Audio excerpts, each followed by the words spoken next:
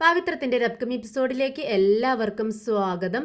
അങ്ങനെ സുഡർ മോള് ലഞ്ച് ടൈമായ സമയത്ത് ക്ലാസ്സിൽ നിന്നും ഓടി പുറത്തേക്ക് വരുന്നുണ്ട്. പുറത്ത് സുഡറെ കാത്തുകൊണ്ട് നമ്മുടെ വിജിയും വിക്രമും നിൽക്കുന്നുണ്ട്. സുഡറിനെ കണ്ടതും വിജി പറയുന്നുണ്ട്, മോളെ വാ നിനക്ക് ഭക്ഷണം കഴിക്കാം എന്ന് പറയുമ്പോൾ സുഡർ പറയുന്നുണ്ട്, വിജിയമ്മേ ഇന്ന് ഞാൻ എൻ്റെ ഫ്രണ്ട്സിനോടൊപ്പം ഇരുന്ന് ഭക്ഷണം കഴിക്കട്ടെ, എനിക്ക് ഒരുപാട് ആഗ്രഹമുണ്ട്, അതുകൊണ്ട് ചോദിക്കുകയാണെന്ന് പറയുമ്പോൾ വിജി പറയുന്നുണ്ട്, ഇല്ല മോളെ നിന്റെ പിറകെ ഇപ്പോഴും ശത്രുക്കളുണ്ട്, നീ ഇപ്പോഴും സേഫ് അല്ല, കുറച്ച് ദിവസങ്ങൾ കൂടി കഴിയട്ടെ, എന്നിട്ട് നിനക്ക് ഫ്രണ്ട്സിനോടൊപ്പം ഭക്ഷണം കഴിക്കാം. ഇപ്പോൾ നീ ഇങ്ങോട്ടേക്ക് വാ, അവിടെ അപ്പുറത്ത് പോയിരുന്ന് നമുക്ക് ഭക്ഷണം കഴിക്കാമെന്ന് പറയാണ്.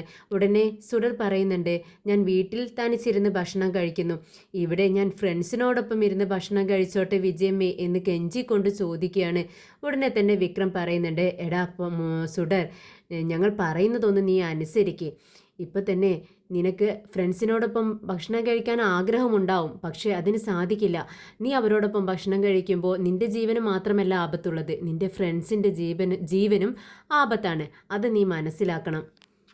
ഉടനെ വിജി പറയുന്നുണ്ട്, എടാ നീ തനിച്ചല്ല ഭക്ഷണം കഴിക്കുന്നത്, ദേ നിന്റെ വിക്രമുണ്ട്, നിന്റെ സിംബായോടൊപ്പമാണ് നീ ഭക്ഷണം കഴിക്കുന്നത്, സിംബാക്കുള്ള ഭക്ഷണം ഞാൻ കൊണ്ടുവന്നിട്ടുണ്ടെന്ന് പറയാണ്. ഉടനെ തന്നെ വിക്രം പറയുന്നുണ്ട്, ഇത് കേട്ടിട്ട് എന്താ വിജയമ്മ ഈ പറയുന്നത്, എനിക്കുള്ള ഭക്ഷണം കൊണ്ടുവന്നിട്ടുണ്ടെന്നോ?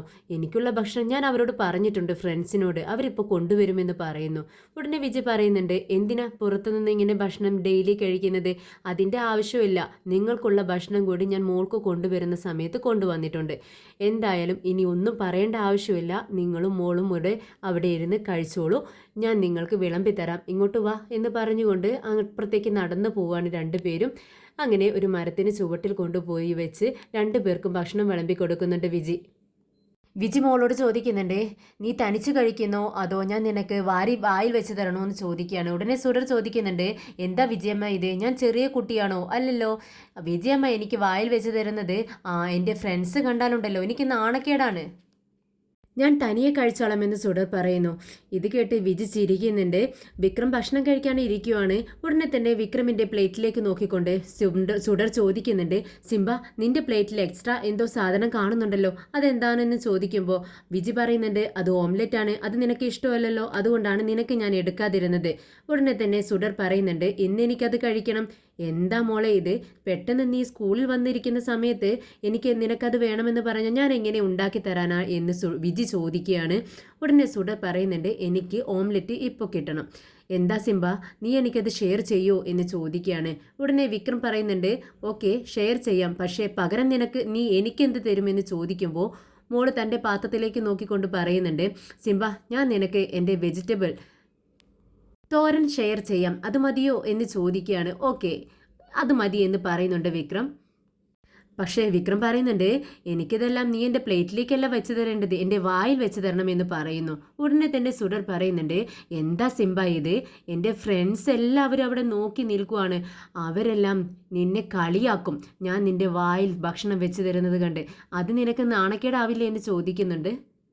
ഉടനെ വിക്രം പറയുന്നുണ്ട്, എനിക്ക് നാണക്കേടൊന്നുമില്ല സുഡർ, നിന്റെ ഫ്രണ്ട്സിനെ അവിടെയൊന്നും കാണുന്നില്ല, നീ എൻ്റെ വായിൽ വെച്ച് നിനക്ക് ഞാനും ഭക്ഷണം വാരിത്തരാം എന്ന് പറയുന്നു. അങ്ങനെ അവർ സന്തോഷത്തോടെ രണ്ടുപേരും പരസ്പരം അങ്ങോട്ടും ഇങ്ങോട്ടും സുഡറും വിക്രമും ഭക്ഷണം വാരി കഴിക്കുന്നുണ്ട്.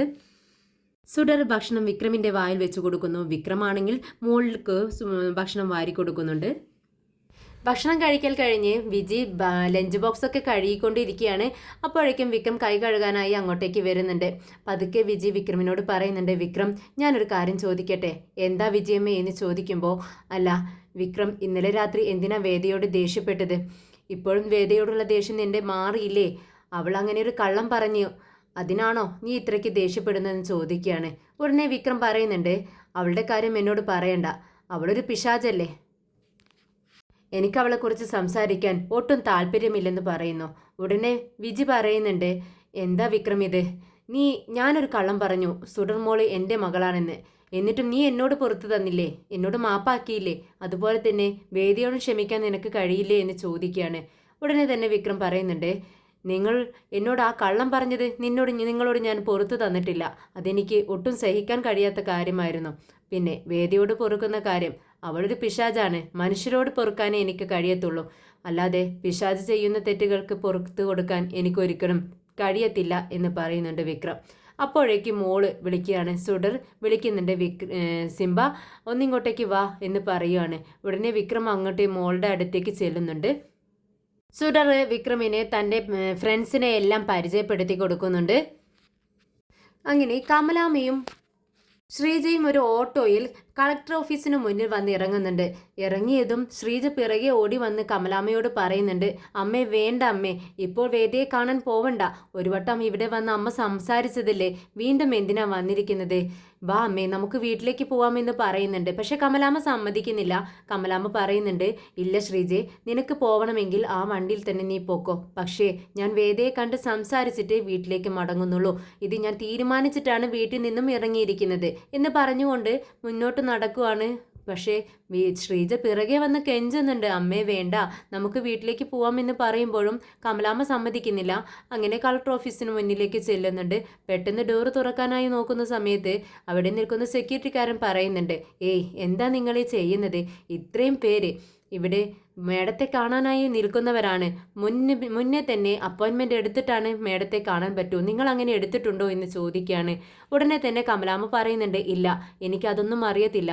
പക്ഷേ എനിക്ക് കളക്ടർ മേഡത്തെ പെട്ടെന്ന് കാണണം, ഒരു വിഷയം സംസാരിക്കാനുണ്ടെന്ന് പറയുന്നു. പക്ഷേ അവർ സമ്മതിക്കുന്നില്ല. ഇല്ല, മേഡത്തെ അത്ര പെട്ടെന്നൊന്നും കാണാൻ പറ്റത്തില്ല, ഒരുപാട് തിരക്കുള്ള ആളാണ്.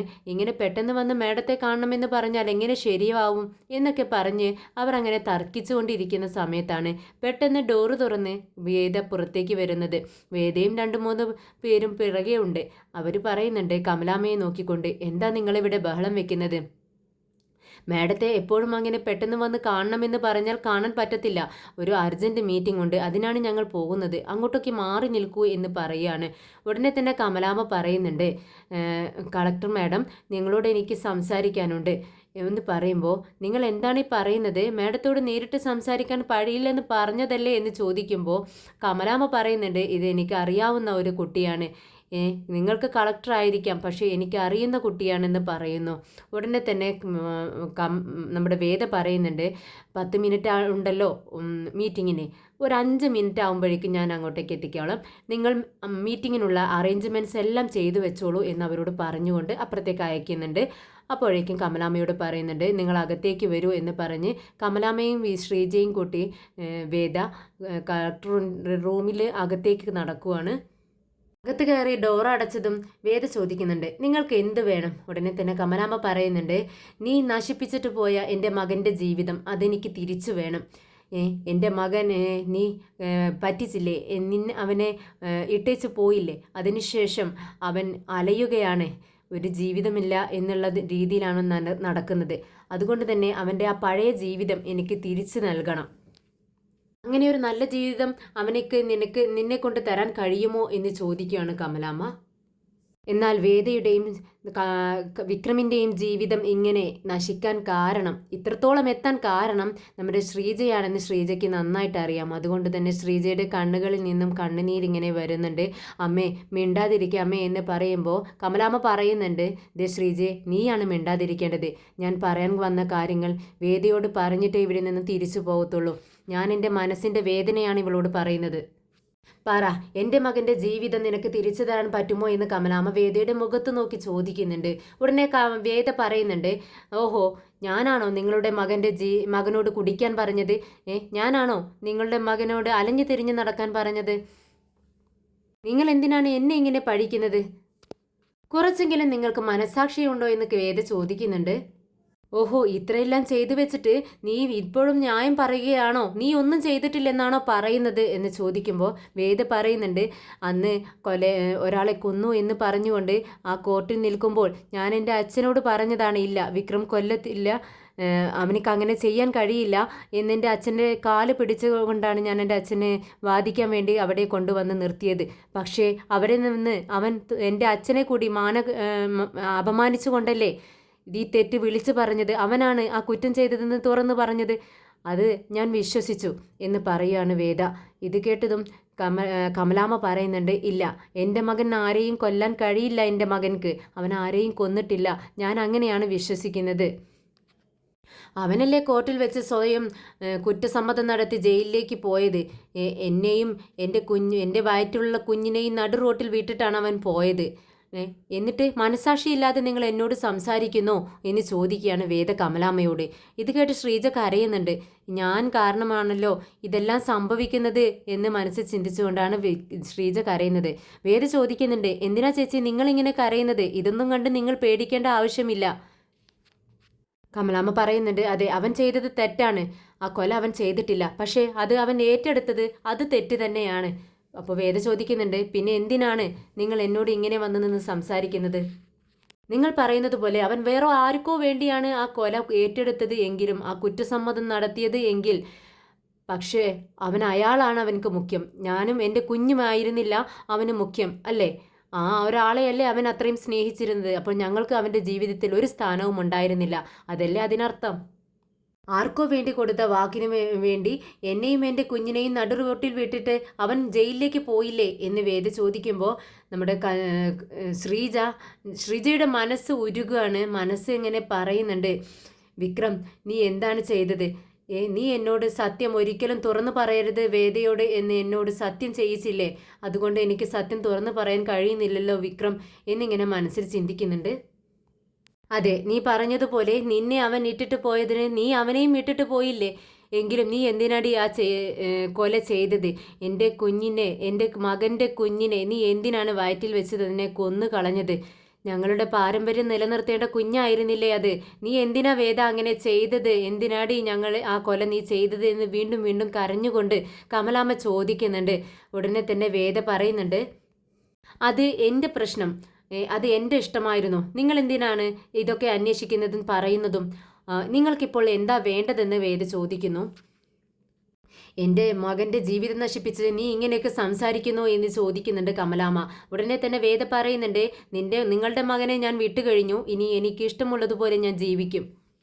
ഇനി മുതൽ ഞാൻ ഇങ്ങനെയായിരിക്കും, ഞാൻ എനിക്ക് ഇഷ്ടമുള്ളതുപോലെ ജീവിക്കും. അത് ചോദിക്കാനുള്ള അവകാശം അവനക്കുമില്ല, നിങ്ങൾക്കുമില്ല. നിങ്ങൾ ആരാണ് ചോദിക്കാനെന്ന് പറയുവാണ് നമ്മുടെ വേദ. ഇനി ഞാൻ പോകുന്ന വഴിയിലെല്ലാം വന്ന് എന്നോട് സംസാരിക്കാൻ ശ്രമിക്കരുത്. അങ്ങനെ ഉണ്ടായാൽ ഇതിലും പരുഷമായിട്ടായിരിക്കും എൻ്റെ ഭാഗത്തു നിന്നുള്ള നിങ്ങളോടുള്ള പെരുമാറ്റം എന്ന് പറയുവാണ് വേദ. ഉടനെ തന്നെ കമലാമ്മയുടെ ശബ്ദം കുറച്ച് ഉയരുന്നുണ്ട്. എന്നിട്ട് പറയുന്നുണ്ട്, നീ നശിച്ചു പോകും, ഒരിക്കലും നീ നേരാവത്തില്ല എന്ന് പറയുമ്പോഴേക്കും സെക്യൂരിറ്റിക്കാർ ഇവിടുത്തെ ബഹളം കേട്ടുകൊണ്ട് പെട്ടെന്ന് ഡോറ് തുറന്ന് അകത്ത് വന്ന് കമലാമ്മയെ പിടിച്ചുകൊണ്ട് പുറത്തേക്ക് പോവാണ്. ശ്രീജയും പറയുന്നുണ്ട്, അമ്മേ ഒന്നിങ്ങോട്ടേക്ക് വാ, മതി അമ്മേ, വാ പോവാം എന്ന് പറഞ്ഞുകൊണ്ട് ശ്രീജ കമലാമ്മയുടെ കൈ പിടിച്ചുകൊണ്ട് പുറത്തേക്ക് പോകുന്നുണ്ട്. വിക്രമും രാജേട്ടനും കൂടി സംസാരിച്ചു കൊണ്ടിരിക്കുകയാണ്. അങ്ങോട്ടേക്ക് കൺമണിയും കൺമണിയുടെ അച്ഛനും വരുന്നുണ്ട്. തൻ്റെ കയ്യിലുണ്ടായിരുന്ന ഒരു ഫോട്ടോ എടുത്ത് വിക്രമിന് കാണിച്ചു കൊടുക്കുകയാണ് കൺമണിയുടെ അച്ഛൻ. ഉടനെ വിക്രം അത് മേടിച്ച് നോക്കുന്നുണ്ട്. ഇത് ആരാണ് അച്ഛാ എന്ന് ചോദിക്കുകയാണ്. ഉടനെ തന്നെ അതൊക്കെ പറയാം, എങ്ങനെയുണ്ട് ആളെന്ന് ചോദിക്കുന്നു. ഉടനെ കൺമണി വിക്രം ആ ഫോട്ടോ നമ്മുടെ രാജേട്ടന് കാണിച്ചു കൊടുക്കുന്നുണ്ട്. രാജേട്ടൻ പറയുന്നുണ്ട്, കുഴപ്പമില്ലല്ലോ അച്ഛാ, ഇതാരാണെന്ന് ചോദിക്കുകയാണ്. അതാണ് നമ്മുടെ വീട്ടിലെ ചെറുക്കൻ. നമ്മുടെ വീട്ടിലെ ചെറുക്കനോ? അതെ, നമ്മുടെ വീട്ടിലെ നമ്മുടെ കൺമണിയുടെ വരനായി വരാൻ പോകുന്ന ആളെന്ന് പറയുവാണ്. ഇത് കേട്ടതും വിക്രമിനാകെ സന്തോഷമാവുന്നുണ്ട്, വളരെയധികം സന്തോഷമാവുന്നുണ്ട്. പെട്ടെന്ന് ആ ഫോൺ മേടിച്ച് നോക്കുന്നുണ്ട്. ആഹാ, നമ്മുടെ വീട്ടിലെ ചെറുക്കൻ എന്ന് പറഞ്ഞപ്പോൾ എനിക്ക് മനസ്സിലായില്ല കേട്ടോ, ഇപ്പോഴാണ് മനസ്സിലായത്. അടിപൊളിയായിട്ടുണ്ട്. എന്തായാലും അച്ഛൻ തന്നെയാണ് അല്ലേ രാജേട്ടാ? കൺമണിയെ പഠിപ്പിച്ച ഒരു വക്കീലാക്കി ഞാൻ. പക്ഷേ അവൾക്കൊരു നല്ല ചെറുക്കനെ കണ്ടുപിടിച്ച് വിവാഹം കഴിപ്പിച്ചു കൊടുക്കാനുള്ള ബോധമൊന്നും എനിക്കുണ്ടായില്ല. എന്തായാലും അച്ഛൻ അത് ചെയ്യുന്നുണ്ടല്ലോ, സന്തോഷമായി.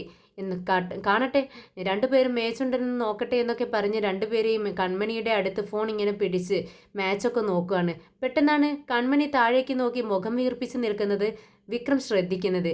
ഉടനെ വിക്രം ചോദിക്കുന്നുണ്ട്, എന്താ കൺമണി, നിനക്ക് ചെറുക്കനെ ഇഷ്ടമായില്ലേ?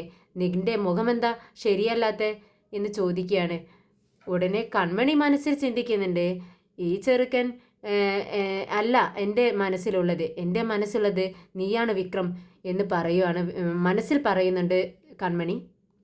വിക്രം അച്ചമ്മൻ്റെ മുഖത്ത് നോക്കി ചോദിക്കുന്നുണ്ട്, എന്താ നിങ്ങൾ കൺമണിയുടെ ഇഷ്ടം ചോദിക്കാതെയാണോ ഈ വിവാഹം നിശ്ചയിച്ചിരിക്കുന്നത്, ഈ വിവാഹം ആലോചിക്കുന്നത് എന്ന് ചോദിക്കുമ്പോൾ അച്ഛൻ പറയുന്നുണ്ട്, ഏയ് എന്താ വിക്രം ഇത്, ഞാൻ അവളോട് ചോദിക്കാതെ ഇതൊക്കെ ചെയ്യോ, അതിനവൾ സമ്മതിക്കോ, ഞാൻ അവളോട് ചോദിച്ചു, അവൾ ഇഷ്ടമാണെന്ന് പറഞ്ഞതിന് ശേഷമാണ് ഞാൻ ഈ വിവാഹാലോചന ഇങ്ങോട്ടേക്ക് കൊണ്ടുവന്നത്. വിക്രം കൺമണിയോട് ചോദിക്കുന്നുണ്ട്, കൺമണി നീ പേടിക്കണ്ട, ഭയമില്ലാതെ എന്നോട് പറ, ഈ ചെറുക്കനെ നിനക്ക് ഇഷ്ടമായോ? പെട്ടെന്ന് കൺമണി പുഞ്ചിരിയോടെ പറയുന്നുണ്ട്. അഭിനയിക്കുന്നതാണ് കൺമണി, പക്ഷെ അത് വിക്രമിന് മനസ്സിലാവുന്നില്ല. പെട്ടെന്ന് പുഞ്ചിരിച്ചിട്ട് പറയുന്നു, തലയിട്ട് ഇളക്കുന്നു. ഇത് കണ്ടതും ആണെന്നുള്ള ഒരു അർത്ഥത്തിലാണ് തലയിട്ട് കുളിക്കുന്നത്. ഇത് കണ്ടതും വിക്രമിന് വളരെ സന്തോഷമാവുന്നുണ്ട്. ഇതുപോലെ സന്തോഷത്തോടെ ചിരിച്ചുകൊണ്ട് വേണ്ട കൺമണി പറയാൻ, നിന്റെ കല്യാണം എങ്ങനെ വേണം, എങ്ങനെ നടത്തണമെന്ന് നീ പറഞ്ഞാൽ മതി, ഹെലികോപ്റ്ററിൽ കൊണ്ടുപോയി മണ്ഡപത്തിൽ ഇറക്കണം നിന്നെ, എന്തു വേണമെങ്കിലും ഞാൻ ചെയ്തു തരും നിനക്കെന്ന് ഒരു ആങ്ങളയുടെ സ്ഥാനത്ത് നിന്നുകൊണ്ടാണ് വിക്രം പറയുന്നത്. പെട്ടെന്ന് വിക്രം പറയുന്നുണ്ട്, ശരി മോൾ എന്നെ കാത്തിരിക്കുന്നുണ്ടാവും. അച്ഛാ, കൺമണിയുടെ വിവാഹം അത് നിങ്ങളെ ഞാൻ ഏൽപ്പിച്ചിരിക്കുന്നു, എങ്ങനെ വേണമെങ്കിലും നടത്താം, അത് എങ്ങനെ വേണമെന്ന് നിങ്ങൾ തീരുമാനിച്ചാൽ മതി. രാജേട്ട, നിങ്ങൾ അച്ഛനോടൊപ്പം ഉണ്ടായിരിക്കണം എന്ന് പറഞ്ഞ് എല്ലാം സെറ്റാക്കിക്കൊണ്ട് വിക്രം അവിടെ നിന്ന് പോകുന്നുണ്ട്. വിക്രം കൺമണിയും അങ്ങോട്ടേക്ക് പോയതും അനിയൻകുട്ടൻ രാജേട്ടനോട് പറയുന്നുണ്ട്, രാജേട്ടാ, ഞാൻ ആകെ ഭയന്നിരിക്കുകയായിരുന്നു. ഈ കൺമണി വിക്രമിനോട് കൺമണിക്ക് ഇഷ്ടമാണെന്ന് തുറന്നു പറയുമോ എന്നായിരുന്നു എൻ്റെ പേടി. പലപ്പോഴും ഈ കൺമണിയുടെ നോട്ടവും ഭാവവും സംസാരവും ഒന്നും ശരിയായിരുന്നില്ല. നമ്മുടെ വിക്രമിനോട് അവൾക്ക് എന്തോ താല്പര്യമുള്ളതുപോലെയാണ് എനിക്ക് തോന്നിയിട്ടുള്ളത്. ഇത് കേട്ട് രാജേട്ടൻ പറയുന്നുണ്ട്, അതേടാ നീ പറയുന്നത് ശരിയാ, എനിക്കും കുറച്ച് നാളായിട്ട് ആ ഡൗട്ട് തോന്നിയിട്ടുണ്ട്. ആ പെൺകൊച്ചിന് നമ്മുടെ വിക്രമിനോട് എന്തോ ഒരു ഇഷ്ടമുണ്ടെന്ന്. അതുകൊണ്ട് തന്നെ എനിക്കാകെ ഭയത്തിലായിരുന്നു, വിക്രമതെങ്ങാനും അറിഞ്ഞാലും പിന്നെ എല്ലാം കുഴപ്പത്തിലായില്ലേ. പക്ഷേ ആ പെൺകൊച്ച് നല്ലതാണെന്ന് തോന്നുന്നു, അതുകൊണ്ടല്ലേ ഈ വിവാഹത്തിന് സമ്മതിച്ചത്. ഇത് കേട്ട് രാജേട്ടൻ പറയുന്നുണ്ട്, ഈ പെൺകുട്ടികളുടെ മനസ്സ് എനിക്ക് പിടിത്തം കിട്ടുന്നില്ല രാജേട്ടാ. ഇവർ പെട്ടെന്ന് ഇവരുടെ മനസ്സങ്ങ് മാറിക്കളയും. ദേ കണ്ടില്ലേ, നമ്മുടെ വേദ ചേച്ചിയുടെ കാര്യം നോക്ക്. വേദ ചേച്ചി പണ്ട് നമ്മുടെ വിക്രമേട്ടനെ എത്രമാത്രം സ്നേഹിച്ചിരുന്നു. തൻ്റെ ജീവനേക്കാളേറെ സ്നേഹിച്ചിരുന്ന ആളാണ്. പക്ഷേ ഇപ്പോൾ കണ്ടില്ലേ, വേറൊരുത്തനെ വിവാഹം കഴിച്ച് ചേട്ടനെ ഉപേക്ഷിച്ച് ജീവിക്കുന്നു. നീ പറയുന്നത് ശരിയാ, എനിക്കും ഇവരെയൊന്നും മനസ്സിലാവുന്നില്ല. പക്ഷേ ഓരോരുത്തരുടെയും ജീവിതം എങ്ങനെ ഉണ്ടാവണം, എങ്ങനെ മുന്നോട്ട് നയിക്കണമെന്ന് അവർക്കൊരു സ്വപ്നം ഉണ്ടാവില്ലേ? അതുപോലെയല്ലേ അവർക്കൊരു തീരുമാനവും ഉണ്ടാവും. അതുപോലെയാണ് അവർ നടക്കുന്നത്. അവർ തീരുമാനിക്കുന്നത് പോലെ അവർ ജീവിക്കട്ടെ. എന്തായാലും നമുക്ക് പോവാമെന്ന് പറഞ്ഞ് രാജേട്ടനും അനിയൻകുട്ടനും അവിടെ നിന്നും പോകുന്നുണ്ട്. വീട്ടിലെത്തിയിട്ടും വേദ ഓരോന്നിങ്ങനെ ചിന്തിച്ചുകൊണ്ടിരിക്കുകയാണ്. കളക്ടർ ഓഫീസിൽ വന്ന് കമലാമ്മ വേദയോട് സംസാരിച്ച ഓരോ വാക്കുകളും, കമലാമ്മയുടെ ഓരോ വാക്കുകളും, വിക്രമിൻ്റെ ജീവിതം നശിപ്പിച്ചു നീ എന്നും അത് തിരിച്ചു നൽകണമെന്നും തൻ്റെ പേരക്കുഞ്ഞിനെ നശിപ്പിച്ചു കളഞ്ഞില്ലേ നീ ഇനി ഒരിക്കലും നന്നാവില്ല എന്നൊക്കെ പറഞ്ഞ് കമലാമ്മ ശപിക്കുന്ന ആ ഒരു വാക്കുകളും എല്ലാം ഓരോ സിറ്റുവേഷനുകളും നമ്മുടെ വേദിയുടെ മനസ്സിലേക്ക് ഇങ്ങനെ കടന്നു വരുവാണ്. അതിനിടയിൽ വിജി ഒരു കപ്പ് കാപ്പി കൊണ്ടുവന്ന് വേദയ്ക്ക് കൊടുക്കുന്നുണ്ട്. വേദ അത് വാങ്ങിച്ച് കുടിക്കുന്നുണ്ട്. പക്ഷെ വേദ ഇവിടെയൊന്നുമല്ല, വേറെ ഏതോ ഒരു സ്ഥലത്താണെന്ന് വിജിക്ക് മനസ്സിലാവുന്നുണ്ട്.